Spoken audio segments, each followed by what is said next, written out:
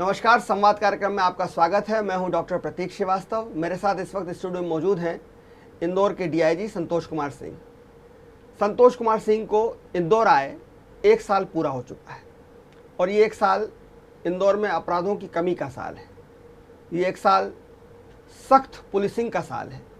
ये 1 साल इस बात का साल है कि पुलिस अपनी उपस्थिति कैसे दर्ज कराती है और निश्चित रूप से इस कामयाबी का श्रेय उनके नेतृत्व को, उनकी जाबाजी को और उनकी सख्त रवैये को है।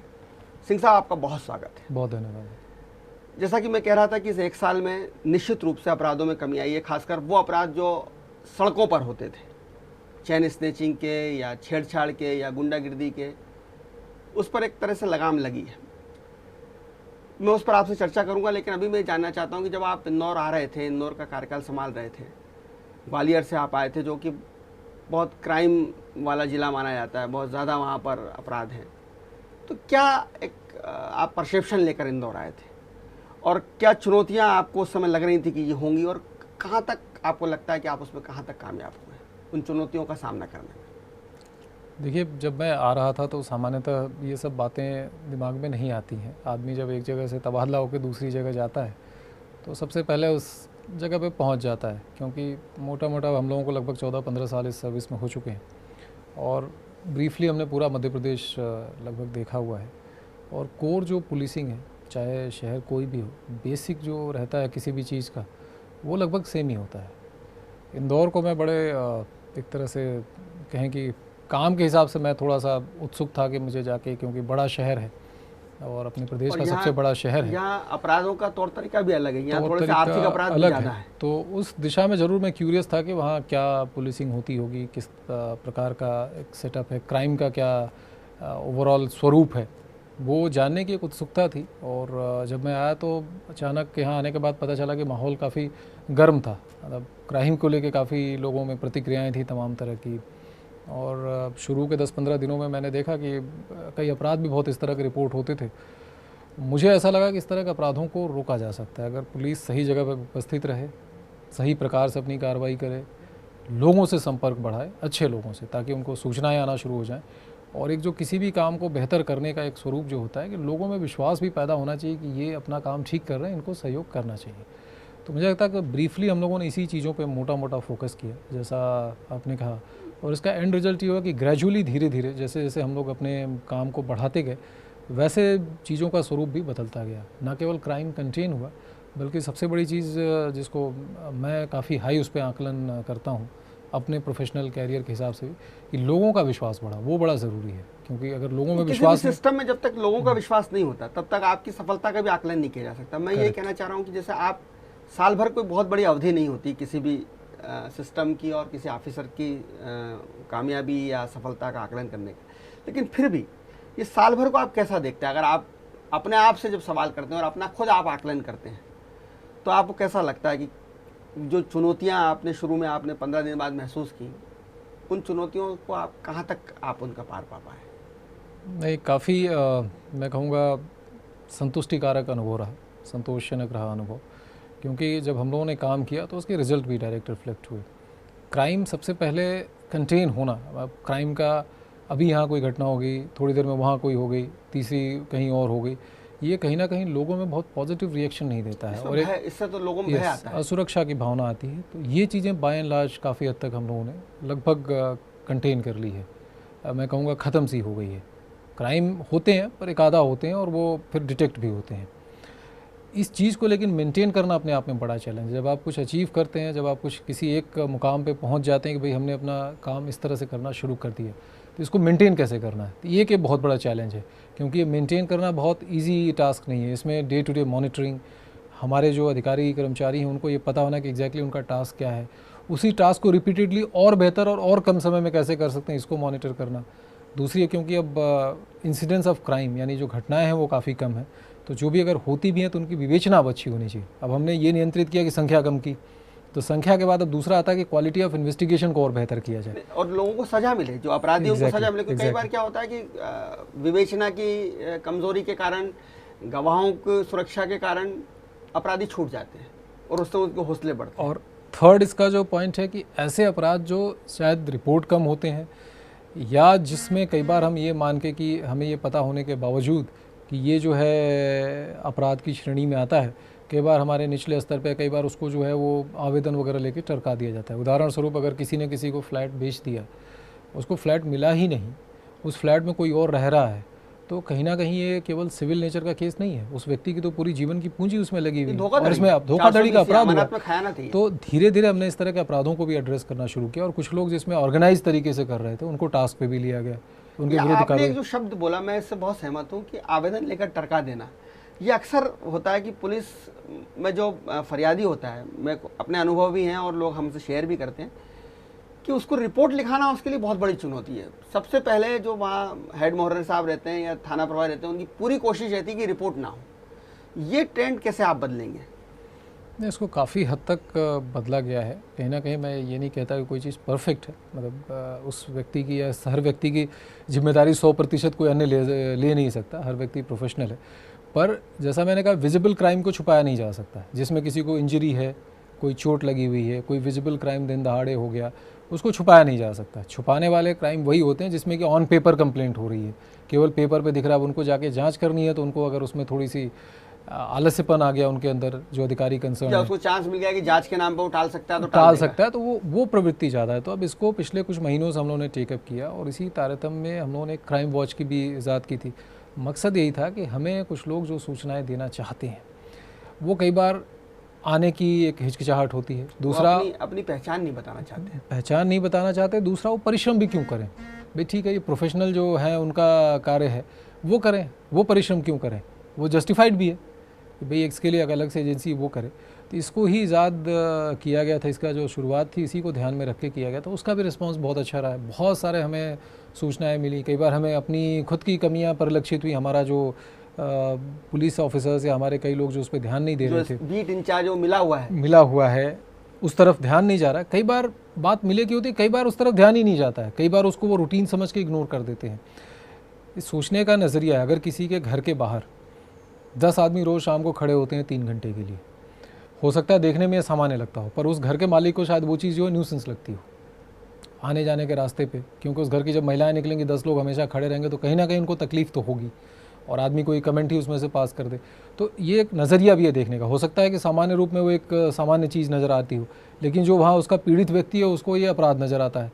तो उस तरह की भी सूचनाएं आने लगी और लोगों में विश्वास पैदा करने के लिए ये भी ज़रूरी है कि हर व्यक्ति की भी उसके आगे जोर ज़बरदस्ती से किसी ठेले वाले ने ठेला ही लगा दिया और कोई सामान बेचना शुरू कर दिया, अब सुबह से शाम तक लोगों का तांता लगा रहता है, तो आम आदमी तो उससे प्रभावित हो रहा है। क्या महत्वपूर्ण, अपराधों पर नियंत्रण रखना ज़्यादा महत्वपूर्ण है या लोगों में पुलिस के प्रति जो भरोसा है?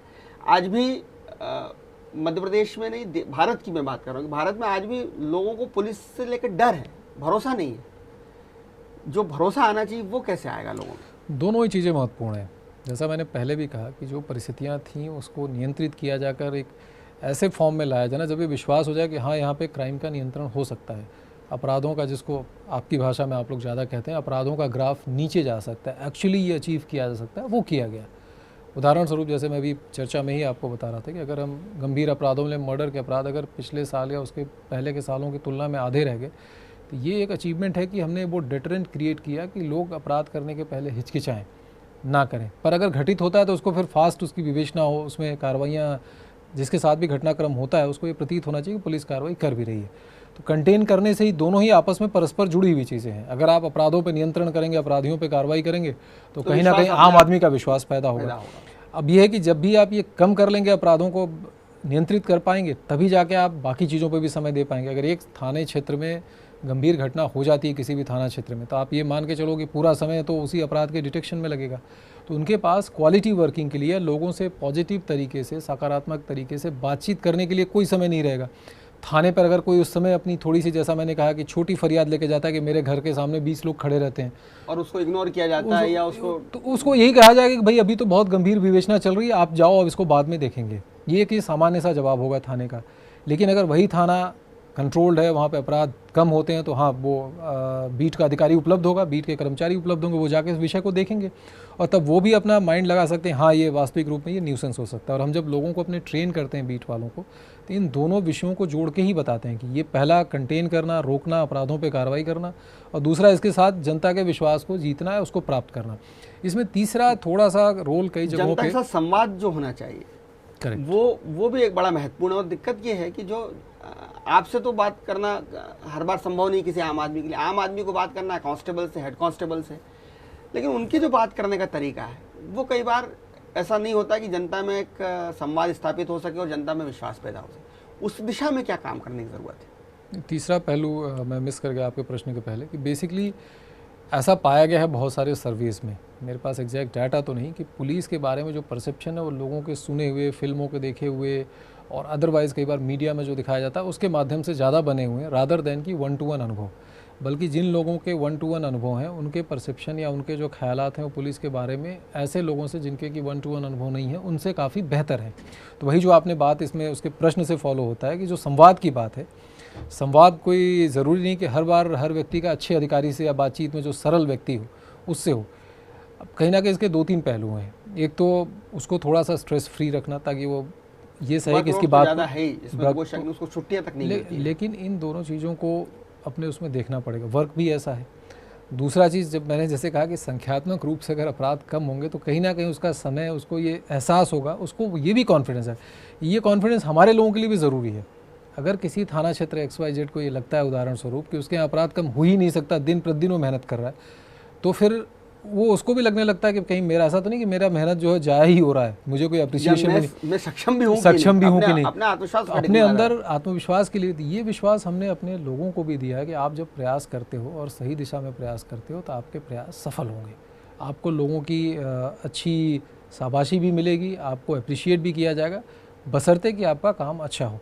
तो इससे फिर दूसरी चीज़ जुड़ी है कि जब उसको अप्रिसिएशन और अच्छी रिजल्ट मिलेंगे तो कहीं ना कहीं फिर वो जवाब भी अच्छा देगा, और जवाब अच्छा देगा तो उससे फिर आप जो इमेज और उसकी बात कह रहे हैं संवाद की और परसेप्शन की, वो उससे बेहतर होगा। चीज़ें आपस में इंटरलिंक्ड हैं, किसी को आइसोलेट करके एक अलग से उसका इलाज नहीं किया जा सकता, पर चीज़ों को तीनों चारों इश्यूज़ को एक साथ एड्रेस करके डेफिनेटली किया जा सकता है। और ये तात्कालिक रूप में ऐसा नहीं कि एक स्केल एक साइड से उठ के दूसरी साइड आ जाएगा, मतलब रातों रात या कुछ ही दिनों में कोई परिवर्तन इधर से उधर आ अलाउद्दीन का चिराग नहीं किसी के, लेकिन इंक्रीमेंटली बेहतर हुआ है। मैंने खुद ही ये परसेप्शन, अब चाहे मैं यहाँ करूँ या पहले मेरे जो अनुभव और जगहों पे रहे हैं, मैंने खुद ही ये परसेप्शन बदलते हुए देखा है। लोगों का जो जिस तरह से मीडिया ही मुझे अप्रोच करता था लास्ट ईयर, जैसे जैसे मैंने ज्वाइन किया था, मतलब एग्रेशन, सारे मीडिया का भी एग्रेशन रहता था किसी अपराध के हो जाने पे। आज वही मीडिया, अगर कोई अपराध होता है, कम होते हैं, आते हैं, तो उनका अप्रोच हमेशा कहीं ना कहीं उनके अंदर से मुझे ये भावना आती है कि ठीक है अपराध है, डिटेक्ट कर लिया जाएगा, पुलिस सिंसियरली काम करेगी। तो कहीं ना कहीं ये मैसेज भी लोगों में रजिस्टर होता है कि बेहतर काम अगर आप कर रहे हैं तो बाय एंड लार्ज एक मैसेज भी जाता है। इंदौर में जब आप आए होंगे तो आपको फीडबैक रहा होगा, और आप जो सीनियर ऑफिसर को पूरे मध्य प्रदेश की जानकारी रहती है, यहाँ का आर्थिक अपराध ज़्यादा होते हैं, ज़मीन के, मकानों के, दुकान खाली कराने के। एक संगठित गिरोह है गुंडों का, नेताओं का नेक्सस है जिसमें पॉलिटिशियन भी हैं, और राजनीतिक संरक्षण प्राप्त गुंडे हैं जो मकान दुकान खाली कराते हैं, ज़मीनों पे कब्जा करते हैं। तो इनके लिए किस तरह की एक्शन प्लान होनी चाहिए और किस तरह का पॉलिटिकल प्रेशर आप और आपका स्टाफ को झेलना पड़ता है, और उस दिशा में आपने साल भर में कैसे काम किया, मैं वो जानना चाहता हूँ। क्योंकि कुछ राजनीतिक संरक्षण प्राप्त गुंडे आजकल में बंद हुए हैं, पहले भी बंद हुए हैं, कल परसों भी एक गुंडा बड़ा बंद हुआ है, तो ये कैसे संभव हो पाता है? देखिए, काम करने का प्लान ऑफ एक्शन होता है, काम किसके विरुद्ध कैसे करना उसका कोई प्लान ऑफ एक्शन हम लोग नहीं बनाते, स्पेशली हम लोगों को। उसमें अपराधों की क्या दशा है, क्या दिशा है, किस प्रकार के होते हैं, क्षेत्र कैसा है, उस थाना क्षेत्र या पूरे शहर के स्वरूप कैसा है, कहाँ से अपराधियों का आवागमन हो सकता है, किस क्षेत्र में किस प्रकार का अपराध ज़्यादा है, किस प्रकार के लोग हैं, कैसे उनका सहयोग लिया जा सकता है, ये एक मिन्यूट इसका एग्जामिनेशन करके एक एक्शन प्लान बनाया गया था। जैसा मैंने पहले कहा, राजनीतिक संरक्षण प्राप्त गुंडों के खिलाफ क्या एक्शन प्लान था? आगे मैं उसी में आ रहा हूँ। इसमें इसका सबसे हमारा एक्शन प्लान बड़ा सरल है और किसी भी उस पर लागू होता है कि जिसने अपराध किया उस पर कार्रवाई हो।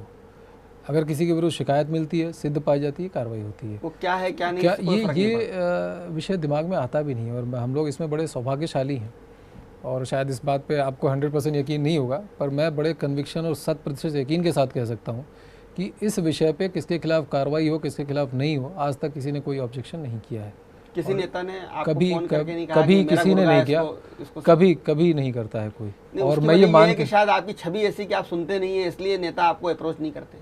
नहीं, देखिए ये लोकतंत्र है और हर व्यक्ति को, जनप्रतिनिधि भी इसमें शामिल है, उनको अपनी बात कहने का भी पूरा हक है और उनकी बात बड़े ध्यान से सुननी भी चाहिए।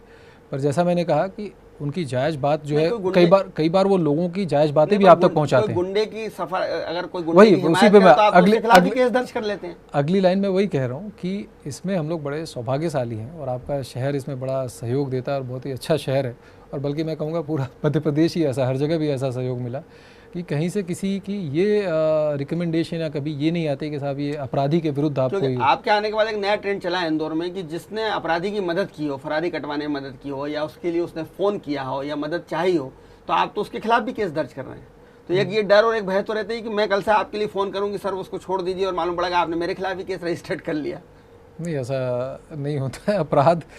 अपराध करने में अपराधी की जो मदद करता है या फरार अपराधी को छुपाता है, तो इसमें आप भी सहमत होंगे और कानून उसको परिभाषित भी करता है कि अपराधी की मदद करने वाला, उसके कई तरीके हैं और कई तरह की उसमें डिफ़ाइन किया गया कि वो उस प्रकार का दोषी है।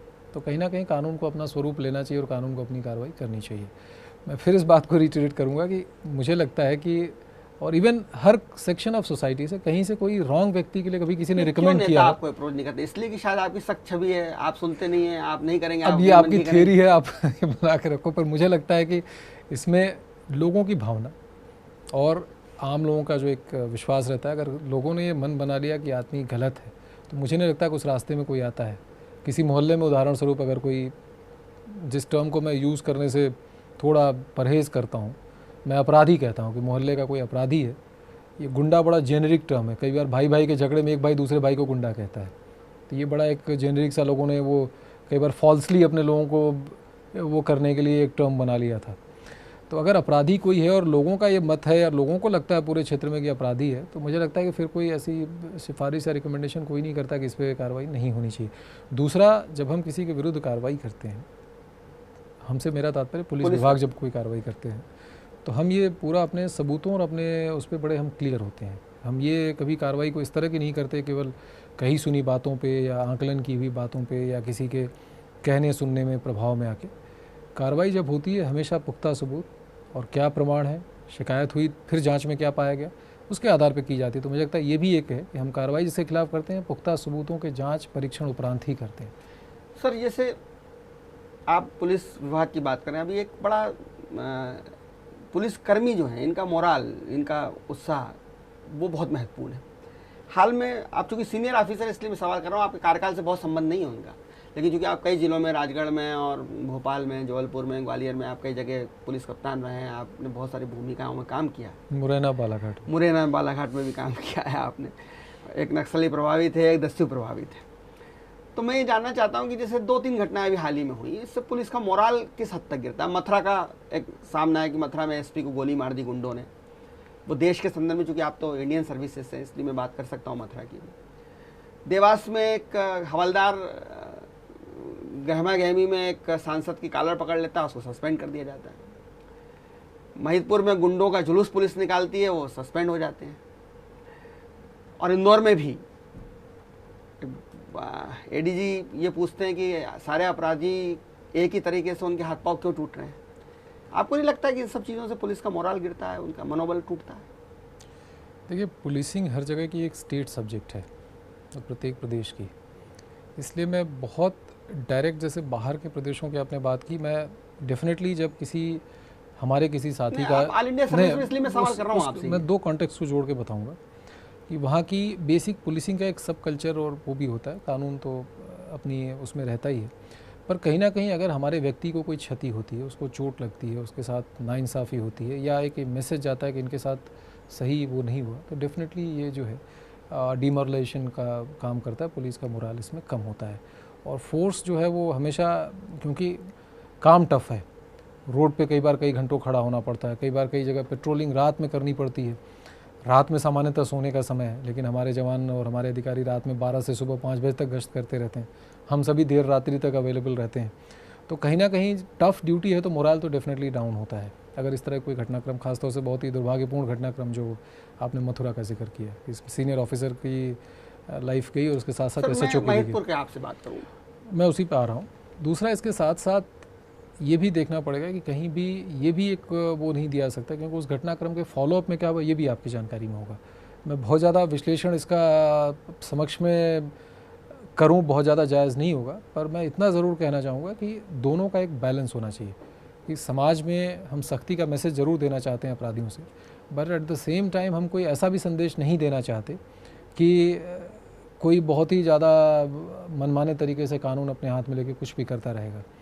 तो कहीं ना कहीं आकलन इन दोनों, जिसके खिलाफ 30-32 केस हों, उसका अगर पुलिस ने जुलूस निकाल भी दिया, पुलिस ने उसको मार भी दिया, तो क्या उन पुलिसकर्मियों के ऊपर कार्रवाई मुझसे आप कोई डेफिनेट वो चाह रहे हो आंसर इस पे?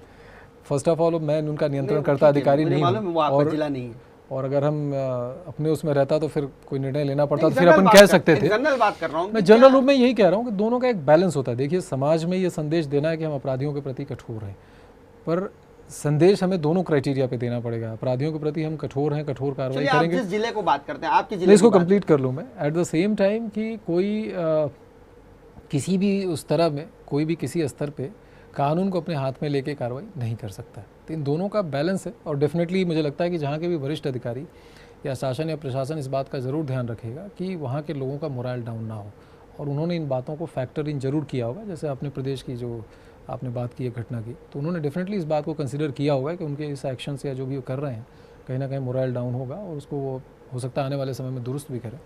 पर वो जजमेंट वहाँ का लोकल है, इस बारे में अपन डायरेक्टली आपने कहा कि आप डायरेक्ट उसको नियंत्रण करता नहीं है। चलिए, आप जिस जिले के आप नियंत्रण करता है, मैं उस जिले की बात करता हूँ। ADG साहब ने पूछा है कि अपराधियों को एक ही तरह से चोट क्यों आ रही है?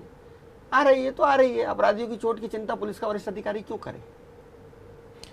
देखिए, हम अपराधी कोई पुलिस को उपस्थित होकर या सामने आके कई बार आते भी हैं, कई बार अपराधी कोर्ट में सरेंडर करते हैं, कई बार पुलिस जब प्रयास ज़्यादा करने लगती है तो कई बार वो थाने में भी आके हो जाते हैं। ठीक है, फॉर्मल उनकी गिरफ्तारी करनी, उनको रिमांड लेना, पर कई बार अपराधियों के पीछे भागदौड़ भी होती है। अगर अपराधियों को पकड़ना इतना ही सरल था तो पिछले साल भागदौड़ करने में उनकी टांगें टूट जाती हैं। पिछले साल हम लोगों ने मई के महीने में जब आकलन किया था तो करीब 1.5-2 साल या 3-3, 4-4 सालों के हत्या के भी आरोपी फरार थे। और जब हत्या के प्रयास और इस तरह के गंभीर अपराधों के आरोपी फरार हैं, एट लार्ज हैं, 3-3, 4-4 सालों से नामजद आरोपी नहीं पकड़े जाते हैं, तो इसका पुलिसिंग पे बहुत ही निगेटिव इम्पैक्ट होगा। वो तो और जनता में संदेश जाएगा कि पुलिस सोई हुई है, पुलिस सोई हुई है। और ना केवल वो, बल्कि मुझे लगता है कि ऐसा अपराधी जो नहीं पकड़ा जाता वो कहीं ये जाके नहीं कहता कि मैं पुलिस से छुपता फिर रहा हूँ, वो तो ये कहेगा कि पुलिस को देख लिया मैंने, क्या मुल्कों की पुलिस भी डान को पकड़ नहीं सकती, मेरा मुझे कैसे पकड़ लेंगे, मैं देखता हूँ। या इस तरह के जो भी आप इस तरह के जो चलचित्रों के आप कमेंट कर रहे हैं, तो हमेशा उसका काफ़ी कलरफुल कमेंट ही होगा पुलिस के प्रयासों के बारे में। तो पुलिस ने वास्तविक रूप से प्रयास किया और वास्तविक रूप से आरोपी पकड़े गए। हमें इस बात की परवाह नहीं, हमने काम जो है वो कि उसका उंगली मुचक गई या उसका पैर मुचक गया, उसको सर पे चोट आ गई।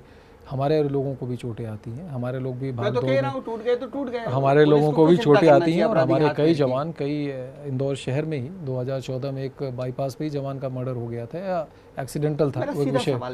मैं इसी पे आ रहा हूँ, मैं कंप्लीट कर देता हूँ। तो इस बात की हमें परवाह नहीं कि जब हम अपराधी को चेज आउट कर रहे हो, मोटरसाइकिल से भाग रहा है, तो मोटरसाइकिल कहीं टकरा जाए।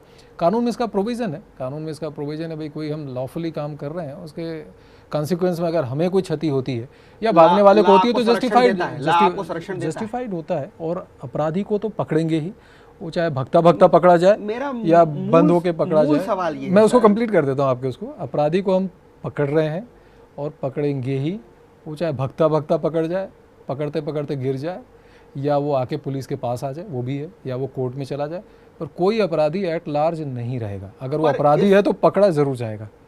मुझे लगता है कि आपके प्रश्नों का मैं सवाल ये कर रहा हूँ कि क्या इस तरह की क्वेरीज से पुलिस का मोरल डाउन नहीं होता कि इनके हाथ पांव क्यों, एक ही तरह के हाथ पांव क्यों टूट रहे हैं? ये सवाल मुझे लगता है सारे जो हमारे अधिकारी हैं, चाहे मेरे वो एडिशनल एसपीज़ हों, CSPs हों या अन्य SPs भी हों, सारे काफ़ी सीनियर और समझदार अधिकारी हैं। मैंने बॉटम लाइन बड़ी क्लियर है, एक हम लाइन ड्रॉ करते हैं जो हमारे लिए है कि अगर अपराधी कोई वांछित है तो पुलिस के लिए एक चैलेंज है कि उस अपराधी को पकड़े। मामला कोई नहीं खुल रहा, उसको खोले।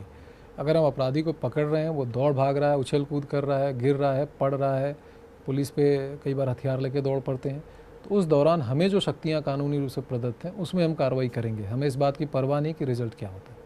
कानूनी रूप से जरूरत पड़े तो रिमांड के अंदर भी उसकी अच्छी खातिरदारी होनी चाहिए। जैसे मैंने कहा कि हमें अपराधी को पकड़ना है, वारदात जो हुई है उसे खोलना है। जैसे अभी एक पिछला घटनाक्रम था 31 मई को जो हुआ था, कई प्रकार की टीमें लगाई गई थी और फॉर्चुनेटली जल्दी डिटेक्ट हुआ। घटना दुर्भाग्यपूर्ण है, किसी के साथ कुछ हो जाना, महिला की जो हत्या हुई, कटारिया हत्याकांड, तो इसमें टीमें लगाई जाती हैं। कई बार अपराधी सरलता से पकड़ लिए जाते हैं, कई बार वो धोखे में आ जाते हैं, पकड़ जाते हैं, कई बार रात में दौड़ते में, कई बार वो नाले में कूद जाते हैं, कई बार वो रोड को लांग के कूद जाते हैं, कई बार वो रेलवे ट्रैक पे कूद के भाग लेते हैं। ऐसे प्रकरण हमारे अपने शहर में ही हैं जिसमें कि अपराधी रेलवे स्टेशन से भागा और वो ट्रैक कूद के दूसरी साइड में चला गया। हमारा आदमी थोड़ा वो सीनियर था एज में, तो वो कूद नहीं सका, इसलिए वो रुक गया। तो कई बार ऐसे होते हैं। जैसा मैंने कहा कि जो भी अपराधी वांछित है वो पकड़ा ही जाएगा। वो चाहे दौड़ ले, भाग ले, मोटरसाइकिल से भाग ले, 4 व्हीलर से भाग ले, अगर वो वांछित है इंदौर में तो उसको हम पकड़ के लाएंगे, चाहे जैसे भी। एक जुमला है कि अपराधियों में, गुंडों में, बदमाशों में पुलिस का खौफ रहना चाहिए, लेकिन सामान्यतः पुलिस का खौफ नहीं है। तो ये खौफ पैदा करने के लिए क्या किया जाना चाहिए? ये खौफ पैदा हो, कार्रवाई से सर्टेनिटी ऑफ कार्रवाई। देखिए क्या होता है, निश्चितता अगर है, अपराधी को ये पता है कि वो अपराध करेगा तो बच नहीं पाएगा, तो मुझे लगता है कानून का खौफ जो नहीं, अगर वो चेन खींचे तो उसका हाथ नहीं तोड़ना चाहिए।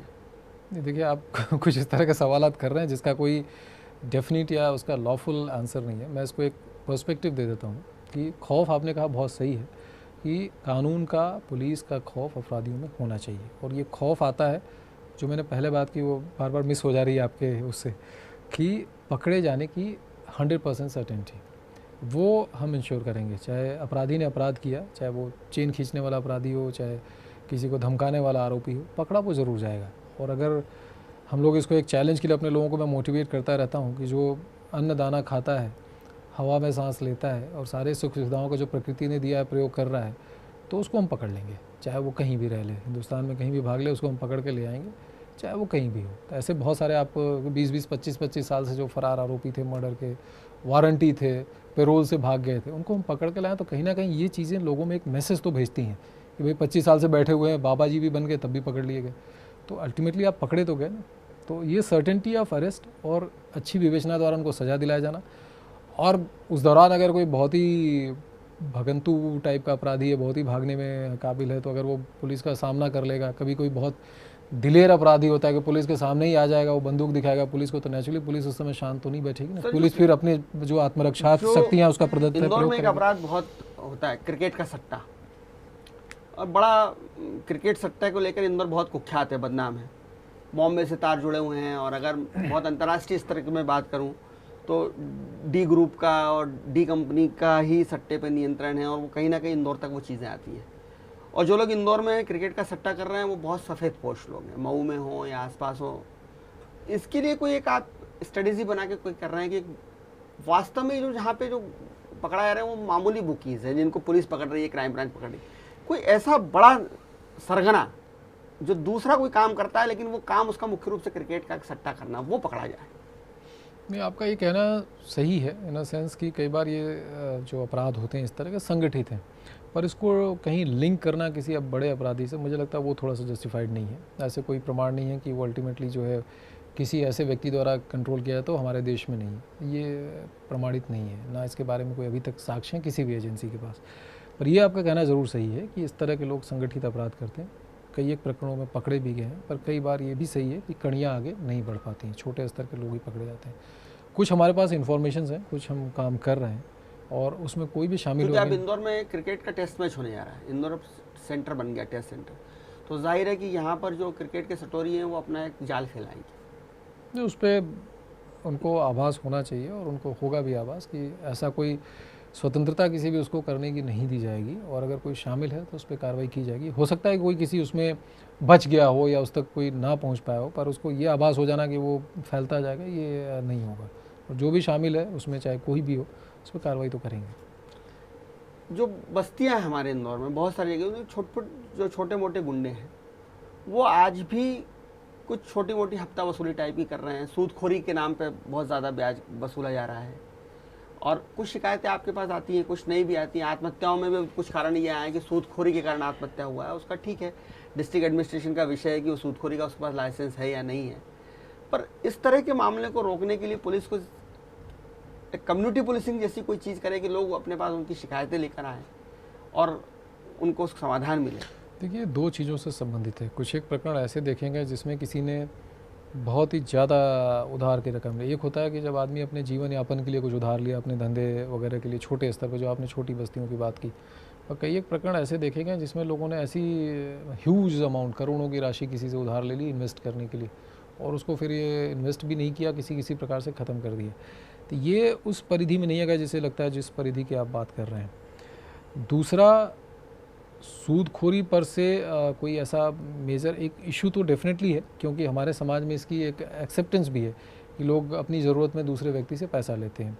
और ये भी ये सही है कि दूसरा व्यक्ति जो पैसा देने वाला वो समझता है कि अब तो ये परमानेंट जो है वो सिस्टम बन गया, कुछ लेते रहो कैसे भी। ऐसे मुझे लगता है सैकड़ों प्रकरण हम लोगों के द्वारा समाधान किए गए। कुछ में उनका समझौता हो गया, कुछ में केसेस रजिस्टर हुए, और कुछ में उनका एक समाधि में निराकरण भी ये हो गया कि 1 महीने के अंदर ये सब हो जाएगा। सैकड़ों लोगों ने आके धन्यवाद भी दिया, ना केवल मुझे बल्कि मेरे अधिकारियों को भी, और हर लेवल पे। अब इसमें इसका दूसरा साइड है कि आज अगर हम इसको ये कहते हैं कि हम कोई अभियान या कोई वो शुरू कर रहे हैं, तो इसका दूसरा साइड भी मिसयूज होने लगेगा। कई ऐसे लोग जो हैं पैसा ले लेंगे और देना नहीं चाहते हैं उस अभियान का। लेकिन हमारा इसमें कमिटमेंट एक बड़ा क्लियर है कि ये किसी के द्वारा एक्सटॉर्शन किया जाना, डराना धमकाना, पैसे के लिए वसूली ज़्यादा करने के लिए उसको डराना धमकाना, ये अपराध की श्रेणी में आता है। अगर कभी भी किसी को ये लगता है कि ये हो रहा है तो पुलिस को सीधा संपर्क कर सकते हैं, जन सुनवाई में आ सकते हैं, डायल 100 पे सूचना दे सकते हैं, या क्राइम वॉच के नंबरों पे दे सकते हैं। पुलिस के किसी भी, आजकल हमने सूचना देने के इतने माध्यम उपलब्ध करा दिए हैं कि आप उनमें से एक आधा तो कोई ना कोई टैप कर ही लोगे। कोई भी ऐसा माध्यम, आपके पास मोबाइल फ़ोन नहीं हो सकता, 100 नंबर डायल कर सकते हैं, व्यक्तिगत रूप से जा सकते हैं, आके शिकायत कर सकते हैं। तो कहीं ना कहीं जो है वो इस तरह के फोरम बहुत हैं जहाँ पे आप अपनी बात कह सकते हैं, और कहनी चाहिए भी, लोगों ने कही भी है। एक सोशल जो आपने पुलिसिंग की बात की, या लोगों तक एक बात पहुँचाने की, तो ये ज़रूर लोगों तक ये बात पहुँचाई जाती कि नशे में ना हो, कोई इस तरह का व्यसन ना करें, जैसे एक सामाजिक पुलिसिंग के रूप में, और कहीं ना कहीं ये उससे जुड़ा हुआ है। अब कोई किसी से ज़रूरत पड़ने पे पैसा ना मांगे, इस तरह की बात, विचारधारा को समझा पाना भी थोड़ा मुश्किल होगा। पर कैसे और इसको बेहतर किया जा सकता है, कैसे ग्रुप्स को शामिल करके कर सकते हैं। आपका जो पहला साल रहा वो निश्चित रूप से अपराध नियंत्रण का साल रहा, कि आपके पास एक चुनौती थी कि आप अपराध को नियंत्रण करना चाहते थे। मैं मुबारकबाद देना चाहता हूँ आपको दिली और बहुत साफ गोई के साथ कि आप उसमें कामयाब भी रहे। अगर मुझे नंबर देना हो तो मैं आपको निश्चित रूप से 100 में से 80+ दूंगा, जहाँ तक अपराध कंट्रोल की बात है। लेकिन अब आगे का जो आपका 2 साल का और कार्यकाल हम मान लें सामान्यतः, तो क्या आपको नहीं लगता कि जनता और पुलिस के बीच में सामंजस्य बढ़ाने की ज़रूरत, विश्वास बढ़ाने की ज़रूरत, और जनता पुलिस को अपनी पुलिस माने? मैं बहुत साफ गोई के कहने से कहता हूँ कि आज भी जनता पुलिस को अपनी पुलिस नहीं मानती। इस दिशा में आप क्या सोच रहे हैं और क्या करने वाले हैं? इसके 2-3 पहलू हैं।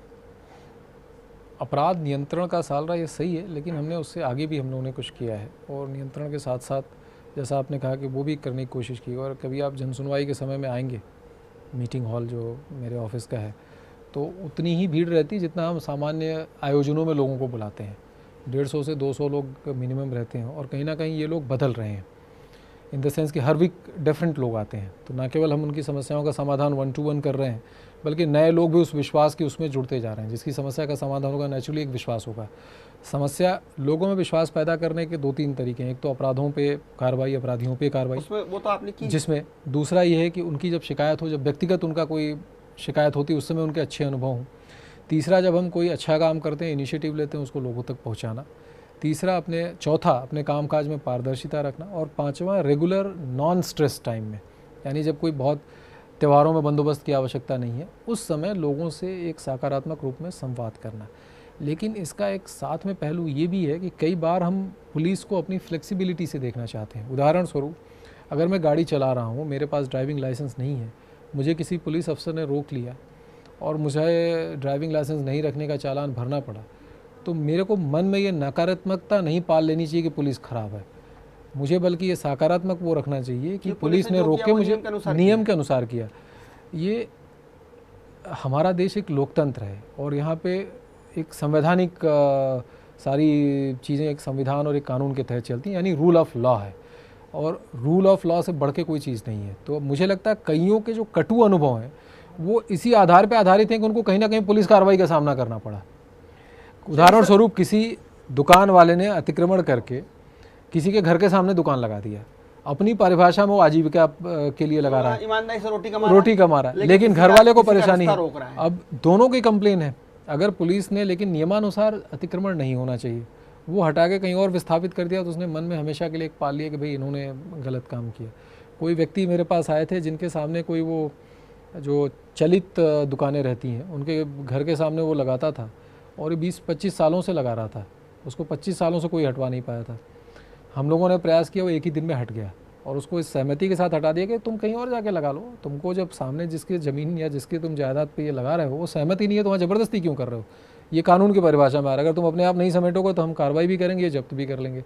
तो उन्होंने वो दुकान हटा ली। उस व्यक्ति का धन्यवाद मैसेज भी आ गया। लेकिन कहीं ना कहीं जो हटाया 25 सालों से नहीं हट रहा था, मन में तो यही सोचा होगा ना कि पुलिस ने हटा दिया। तो हमें खराब लोगों की गुडविल भी नहीं चाहिए, जो वो हम उनको उस श्रेणी में रखते हैं जिनके अंदर भय होना चाहिए। सर मैंने कहा कि आपने सख्त पुलिस तो बना दी है इंदौर की साल भर में, निश्चित रूप से क्रेडिट है आपको। ये ईमानदार पुलिस कब बनेगी? ईमानदार पुलिस से मेरा आशय है कि आज भी ये कहा जाता है, आम परसेप्शन है, लोग कहते हैं कि साहब थाने में सेटिंग से काम हो जाता है, कुछ बीट के लोग, कुछ लोग वो मिले हुए हैं, साठगांठ हैं, उनकी देख रेख में चीज़ें चलती हैं और उसका बदले में उनको कुछ ना कुछ मिठाई, मोदी जी की भाषा में मिठाई मिलती है। तो ये इस दिशा में भी आप सोच रहे हैं कि न केवल पारदर्शी पुलिस हो, न केवल सख्त पुलिस हो, बल्कि ईमानदार पुलिस भी हो। और जब ईमानदार आदमी होता है तो ईमानदार होना ही पर्याप्त नहीं, ईमानदार दिखना भी पर्याप्त है, ज़रूरी है। तो उस दिशा में आप क्या करने वाले हैं? ये बहुत सही प्रश्न है आपका, लेकिन उसके लिए कहीं ना कहीं जो है, देखिए हर डिपार्टमेंट जो काम करता है कहीं ना कहीं एक सामाजिक रिफ्लेक्शन भी है। पुलिस कहीं बाहर से आई हुई पुलिस नहीं है, ये हमारे ही प्रदेश के लोग हैं, कई बार हमारे ही ज़िले के लोग हैं, हमारे ही शहर के लोग हैं पुलिस में भी। और अगर वो कहीं ना कहीं उनको मैनिपुलेट कहीं करने की कोशिश कोई कर रहा है, मैं ये कहता हूँ क्यों कर रहा है? अगर आपको लगता है कि आपकी बात सही है, आप जो विषय कह रहे हैं वो सही है, तो उस पर फिर हमें कहीं भी झुकने की आवश्यकता होनी नहीं चाहिए। हमें अगर वो एक लेवल पर नहीं सुने, दूसरी लेवल पर जानी चाहिए, तीसरे पर जानी चाहिए। कहीं ना कहीं ये जिम्मेदारी, पुलिस एक डिलीवरी सिस्टम है, पुलिस एक सिस्टम बनाया गया जो कानून व्यवस्था का ठीक करेगा और साथ साथ अपराधियों पर नियंत्रण रखेगा, यानी समाज में एक सुरक्षा और कानून व्यवस्था निर्मित करेगी। ये एक डिलीवरी सिस्टम है जिसको कि जितना हम चाहेंगे उतना और बेहतर होती चली जाएगी। कई बार हम ही जाके उसको जो है इस प्रकार से मोटिवेट करना चाहते हैं। अगर कोई व्यक्ति गलत है तो सबसे अच्छी चीज़ है कि उसको ये बताया जाए कि गलत है, ना केवल कार्रवाई द्वारा, बल्कि वो कार्रवाई सही तरीके से करा के भी बता दी जाए कि उसको गलत है। पर अगर आपके थाने में कोई इस तरह की शिकायतें आती है, लेन देन की शिकायत आती है, तो आप उनके खिलाफ सख्त रवैया 100% और किया गया है, की जाएगी। पर एट द सेम टाइम इसमें दो चीज़ें आती हैं, कार्रवाई कर देना, अपने लोगों को बता देना और पुलिस की तरफ से ये प्रयास करना, वो भी ज़रूरी है। पर एट द सेम टाइम जनता से भी मेरा आग्रह है कि उनकी तरफ से भी ये ज़रूरी है कि ये चीज़ें कराएं। जब मैं ये सहमत हूँ कि मेरा काम सही है, तो फिर मैं उसमें किसी को ऑब्लाइज करने ही क्यों जाता हूँ, मैं उसको एक लेवल आगे ले जाऊँ। क्योंकि कहीं ना कहीं अगर आपने एक छोटी सी, जनता की भी जिम्मेदारी है कि वो भी, हाँ कहीं ना कहीं, मैं ये नहीं कहता कि केवल उनकी जिम्मेदारी है, मुख्यतः जिम्मेदारी उसकी है जो कर रहा है, पुलिस की जिम्मेदारी है। पर कहीं ना कहीं अगर उसको अकाउंटेबल बनाना है तो हमें जनता के सहयोग की भी अपेक्षा होगी कि आप उस सिस्टम को, फिर अगर किसी व्यक्ति ने आपके साथ जाती कि आपने उसको टॉलरेट क्यों किया, आपने आके तुरंत बताना चाहिए। देखा ही गया कि आपके जो वरिष्ठ अधिकारी हैं, एडिशनल एसपी स्तर के और आपके अधिकारी, वहाँ तक तो एक बहुत सख्ती है, बहुत अलग हिसाब का है। लेकिन जैसे जैसे आपका लेवल नीचे आता था, थाना प्रभारी और बिलो उसके नीचे वाला, वहाँ फिर जो है वो मामला जो है सेटिंग का, जोड़ तोड़ का, लेन देन का, वो हो जाता है। वो नीचे वाले अमले पर जो नियंत्रण होना चाहिए, वो उसमें आज भी, इसमें भ्रांतियाँ भी बहुत हैं। कई बार लोगों को लगता है, कई बार लोग अपने साथ कंप्लेन करने के लिए 10 लोगों को ले जाते हैं। कई बार कई लोग पुलिस के नाम पे अपनी एक्टिविटी, अपनी गतिविधि आगे बढ़ा लेते हैं। अभी मुझे बताया गया किसी एक थाने में 50 से कम जो है वो रिपोर्ट ही करने नहीं आते, पूरे मोहल्ले या उसके लोग आते हैं। उसको हम लोगों ने ठीक कराया पिछले कुछ समय में। नहीं, वो तो आपने हमारे प्रेस मीडिया के लोगों को भी इस तरह के मामले में, कई बार जो है ना, जैसे आपको कोई शिकायत है, आपने कहा भाई मेरे को थाने में जाने में हिचकिचाहट हो रही है, तो कोई, मैं आपके साथ आ जाऊंगा, मैं ये कहूँगा ऐसा है कि आपको थाने में हिचकिचाहट, मैं ले चलता हूँ ना, मेरा परिचय है। कोई परिचय की आवश्यकता नहीं होती है। थाना भी वैसे ही है जैसे कोई भी ऑफिस, कोई भी वो होता है। अगर आपको जाकर अपनी बात आपको कहनी है, और आजकल तो इतनी चीज़ें उपलब्ध हैं, डायल 100 का इतना बढ़िया सिस्टम है कि अगर आपकी बात नहीं सुनेगी सीधा आप 100 पे कंप्लेन कर सकते हैं, और कोई नंबर ना सही 100 लगता है। अपने शहर के लिए हम लोगों ने सीधे आपको फोन करके मुझे फ़ोन करें, क्राइम वॉच पे करें, कहीं भी आ जाएं, ऑफिस भी, रीगल चौराहा भी एक सेंट्रल पॉइंट है। मतलब अगर मुझे और लगता आप सबसे मिलते ही हैं? प्रत्येक व्यक्ति से प्रत्येक समय में, कोई निश्चित समय नहीं है, जिस समय जो आता है मैं उससे उसी समय मिलता हूँ। कई बार 5-10 मिनट का विलम्ब हो सकता है, व्यस्तताएं रहती हैं कई बार की, लेकिन मिलता मैं सबसे हूँ। लेकिन इसके साथ ही साथ मैंने एक भावना ज़रूर होनी चाहिए कि अगर मुझे लगता है कि मेरा काम सही है तो मुझे किसी को सपोर्ट नहीं करना चाहिए उसमें, किसी को अनड्यू किसी की हमको डिमांड को जो है वो उसमें नहीं करना। 1-2 मामले हमने ऐसे देखे जब हमने कार्रवाई करनी शुरू की तो लोग पीछे हट गए। जैसे अभी द्वारकापुरी का एक मामला था, जब हम लोगों ने उसमें जांच पड़ताल शुरू करनी, पुलिस के लोगों पर आरोप लगा कि इन्होंने कुछ लोगों से पैसे लिए। जब हमने इन्वेस्टिगेशन करके और उनसे जब रिपोर्ट हवाला का मामला था, जब उनसे कहा कि शिकायत करो तो वो खुद ही पीछे हट गए। वो पुलिस वालों से उन्होंने समझौता कर लिया। हमने अपने लोगों पे अनुशासनात्मक कार्रवाई भी की, उनको यहाँ से लाइन अटैच भी कर दिया। अब उस बात की इंक्वायरी भी करा रहे हैं। लेकिन अब पुलिस का काम दुगुना तिगुना डिफिकल्ट हो गया, क्योंकि सामने से जब सामने वाला पक्ष बिल्कुल पीछे हो गया तो अब पुलिस को जो करना अपने स्तर से करना, अपने ही लोगों को मारना और अपने ही लोगों पे कार्रवाई करना। तो कहीं ना कहीं अब वो भी इस बात की प्ली लेंगे कि भाई हमारे अगेंस्ट तो कोई कंप्लेन ही नहीं है। तो कहीं ना कहीं आदमी के पीछे हटने से भी, अब अगर वो गलत नहीं तो पीछे क्यों हटे, उनको कार्रवाई करानी चाहिए थी। क्योंकि सूचना अगर मेरे पास आ गई तो 101% श्योरिटी है कि कार्रवाई होगी अगर गलत है हम तो। बहुत धन्यवाद सिंह साहब आपका हमारे स्टूडियो में आने के लिए, हमारे दर्शकों से बातचीत करने के लिए, और मैं आपको शुभकामनाएं देना चाहता हूं आगामी कार्यकाल के लिए कि आप इसी तरह से सख्त नियंत्रण बनाए रखें अपराध पे। और ये गुजारिश भी आपसे करूंगा कि सच में इंदौर पुलिस को या मध्य प्रदेश की पुलिस को अभी और ईमानदार बनाए जाने की ज़रूरत है। इस दिशा में भी आप करें और लोगों के साथ पुलिस का संवाद बेहतर बने, सद्भावनापूर्वक बने, इस दिशा में भी काम हो तो और अच्छा रहेगा। आपको बहुत मेरी शुभकामनाएं। आप देख रहे थे संतोष कुमार सिंह साहब को, जो कह रहे थे कि अपराधी कैसा भी हो, कितना भी प्रभावशाली हो और इस धरती पर कहीं भी हो, अगर उसने जुर्म किया है तो निश्चित रूप से पकड़ा जाएगा। यही आत्मविश्वास है कि आज इंदौर में अपराध के ग्राफ में बहुत कमी आई है। घटनाएं हो रही हैं लेकिन वो घटनाएं ट्रेस भी हो रही हैं, और निश्चित रूप से इसका बहुत बड़ा कारण ये है कि संतोष कुमार सिंह जैसे ऊर्जावान अधिकारी हैं जो मोटिवेट कर रहे हैं अपने अमले को। हालांकि इक्का दुक्का घटनाएं हो जाती हैं पूरे लार्ज सिनेरियो में जिससे पुलिस का मनोबल टूटता है, लेकिन जब तक मध्य प्रदेश पुलिस की फोर्स में संतोष कुमार सिंह जैसे ऊर्जावान अधिकारी रहेंगे तब तक पुलिस का मनोबल भी कायम रहेगा, ऐसा हम मानते हैं। आपको हमारा कार्यक्रम कैसा लगा ज़रूर बताइएगा, कहीं मत जाइएगा, देखते रहिएगा सिटी न्यूज़, खबरों का सिलसिला जारी रहेगा।